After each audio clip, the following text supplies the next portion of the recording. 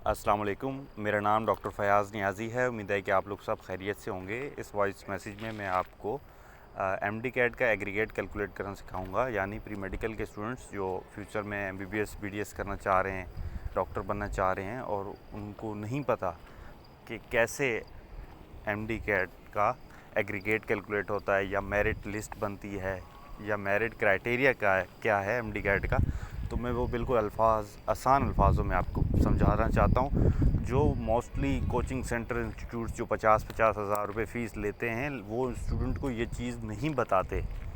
लेकिन स्टूडेंट जिसकी परसेंटेज बहुत कम होती है इंटर में, वो भी जाकर क्लासेस लेता है, 2-3 महीने पढ़ता है, एमडी कैट देता है, फिर जो है उसका मेरिट नहीं बनता और वो डिसहार्ड होता है। और मतलब इस तरह के जो केसेस बहुत ज़्यादा हैं, लातादाद हैं, क्योंकि आवाम बहुत ज़्यादा है। 1.5 लाख स्टूडेंट अगर एमडी कैट देते हैं तो उसमें से 1 लाख स्टूडेंट तो ऐसा होता है जो जिसको एमडी कैट देना ही नहीं चाहिए। ठीक है, अब किसको देना चाहिए, वो कैसे कैलकुलेट करते हैं मैं आपको बताता हूँ। ठीक है, यहाँ गूगल पर आ जाओगे, आप लिखोगे एमडी कैट एग्रीगेट कैलकुलेटर। ठीक है, ये आपने सर्च कर दिया, रिज़ल्ट पीडीएफ पहला पेज आ गया, एग्रीगेट कैलकुलेटर आपने ये खोल लिया। खोलने के बाद आप नीचे आ जाओगे, 2 ऑप्शन है, विदाउट मैट्रिक या विद मैट्रिक। तो विद मैट्रिक एग्रीगेट कैलकुलेट होगा। तो सबसे पहले आपको एमडी कैट का जो एग्रीगेट है वो क्या है, कैसे एग्रीगेट निकाला जा सकता है, तो वो पीएमडीसी की तरफ से डिसाइडेड है, हर साल का सेम ही होता है। 50% जो आप मार्क्स अचीव करते हो एमडी कैट में, 200 में से जो अचीव करते हो उसका 50% काउंट होगा। ठीक है, और 40% जितने आपके मार्क्स इंटरमीडिएट में आते हैं उसका आपका जो है ना काउंट होगा 40%। मतलब जितने भी आए, अगर आपके 900 मार्क्स आए तो उसका 40% काउंट होगा। ठीक है, ये एग्रीगेट कैलकुलेटर आपको एग्रीगेट निकाल कर देगा। ठीक है, और मैट्रिक का आपका 10% काउंट होगा। मतलब अगर आपकी 80 परसेंटेज है तो उसका 10% काउंट होगा, मतलब 8 नंबर काउंट होंगे अगर 80 परसेंटेज होगी। ठीक है, तो अब एग्रीगेट कैलकुलेट कैसे करते हैं। अब आप बोलोगे कि मेरे तो अभी एग्ज़ाम्स ही नहीं हुए, सेकंड ईयर का रिज़ल्ट ही नहीं आया, मैं कैसे कैलकुलेट करूं। तो आप सेम मार्क्स लगाओगे जो फर्स्ट ईयर के हैं। मोस्टली आपको पता है, देखा गया होगा, जितने आपके 9th में मार्क्स आए होते हैं उतने ही आपके 10th में आते हैं। तो आप दोनों के मिलाकर मार्क्स लगा लेते हो ना। जिस तरह मैं मैट्रिक के 450 में से हैं, ठीक है, या 550 में से हैं, तो 550 में से 400 9th में आ गए, फिर 550 में से 400 10th में आ जाते हैं। तो टोटल 1100 में से 800 या 900 आपके मार्क्स बने हुए होते हैं।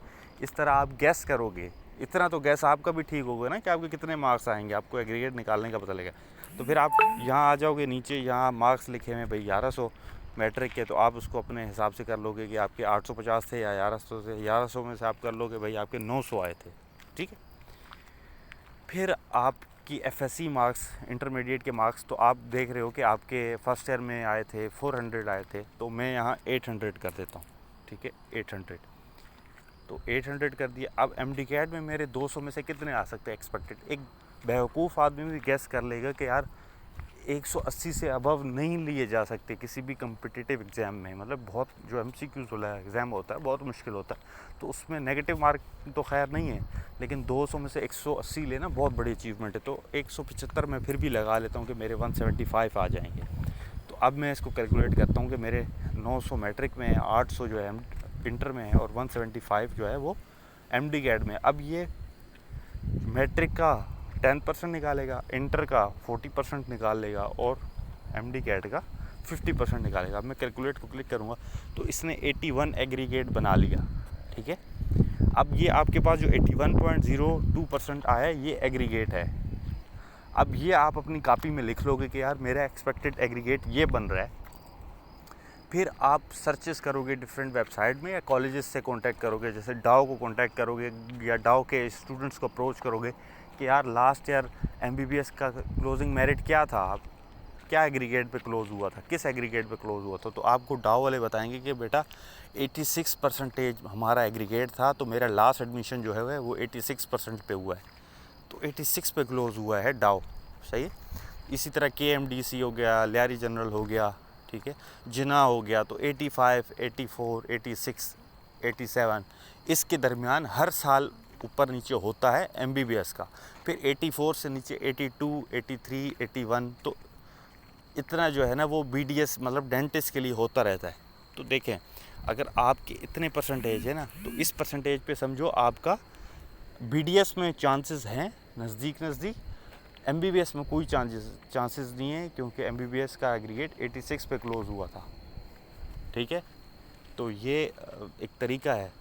ठीक है, अब इसमें कोई रॉकेट साइंस नहीं है, किसी से पूछने वाली बात नहीं है, किसी इंस्टीट्यूट में जाने की बात नहीं है, या आप घर बैठ के भी अपनी परसेंटेजेस यहाँ डालकर मालूम कर सकते हो। सिर्फ आपके पास ये नॉलेज हो कि जिस कॉलेज में आपकी ख्वाहिश है लेना, ये किसी भी गवर्नमेंट कॉलेज की, उसका लास्ट ईयर की एग्रीगेट क्या था, क्लोजिंग मेरिट में एग्रीगेट क्या था, वो आप कॉलेज से पूछोगे या उस यूनिवर्सिटी के स्टूडेंट से।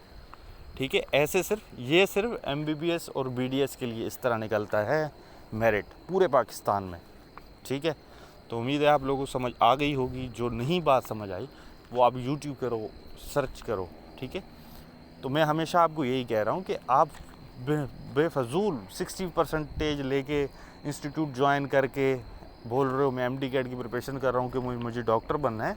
तो अगर आपकी 60% है, ठीक है, अब मैं आपको बताता हूँ कि अगर 60% हो, यहाँ मैंने 800 लिखा है ना, 800 कितने मार्क्स बनते हैं मैट्रिक इंटर के हिसाब से, डिवाइड बाई 1100, ये आपकी परसेंटेज निकालने का कैलकुलेटर है। ये 72% है। ठीक है, 72% पर मुझे 175 मार्क्स लेने पड़ेंगे, और उल्टा मेरे मैट्रिक में भी 900 नंबर हों। सही। अब अगर मेरे 600 नंबर हैं, यानी 650 भी नहीं, 670, ये B ग्रेड बनता है, और मेरे 670 नंबर हों। अब मैं वहाँ 670 नंबर डाल के देखता हूँ कि मेरा B ग्रेड है, यहाँ 800 की जगह मैं 670 लिखता हूँ, तो आपका एग्रीगेट बना 76। इसका मतलब है आपका एडमिशन नहीं हो सकता किसी भी सूरत में, क्योंकि MBBS की क्लोजिंग पूरे कराची की 85% पे हुई है। ठीक है, तो इस तरह एग्रीगेट निकाला जाएगा, और इस तरह आप बचो, अपने पैसे बचाओ, और जो 50,000 आप बचाओगे वो आपके FARM-D DPT के एडमिशन्स का फॉर्म फिल करते हुए आपके खर्च होंगे, आप टेस्ट देने जाओगे।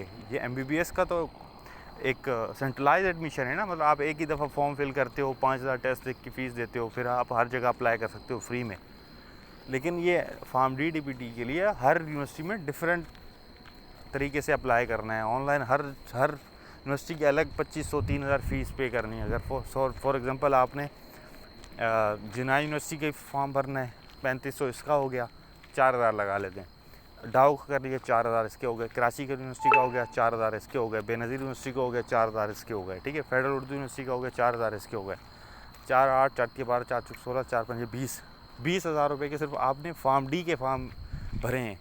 अगर इसी तरह DPT के अगर फॉर्म फिल करोगे टेस्ट के लिए तो 20,000 और लगेंगे, 40,000 रुपये का आपका ये एक्सपेंस आएगा। अगर फिर भी FARM-D DPT पे नहीं हुआ तो फिर आप अदर प्रोग्राम्स की तरफ जाओगे, मॉलिक्यूलर बायोलॉजी हो गया, रेडियोलॉजी हो गया, उनके फिर 2,500-3,000 के फॉर्म भरोगे, तो ये 50-60,000 रुपये की इन्वेस्टमेंट आपकी लगनी है इस साल के आखिर तक। एक तो आपने पैसे बचाने हैं, दूसरा आपने बेफजूल जगह पर आपने इंस्टीट्यूट्स में ख़र्च नहीं करने हैं, वहाँ करने हैं जब आपके यहाँ आप बोलो भाई मेरा एग्रीगेट बनेगा, मुझे अब तैयारी करनी है। ठीक है, ये 50% वाले, 55-60% वाले हरगिज़ अप्लाई नहीं करें। ठीक है, अप्लाई कर लें प्रैक्टिस के लिए, ये भी नहीं है कि बिल्कुल भी नहीं करें। अगर जिसको प्राइवेट कॉलेजेस में लेना है, प्राइवेट MBBS BDS करना है, वो ज़रूर अप्लाई करे, लेकिन देखभाल के, लोगों से मशवरे लेके, ऐसे अंधाधुंध पैसे देने से, किसी को पैसे देने से आपका MBBS डॉक्टर नहीं बनोगे, आप मेहनत से बनोगे। ठीक है, बहुत शुक्रिया, अल्लाह हाफ़िज़।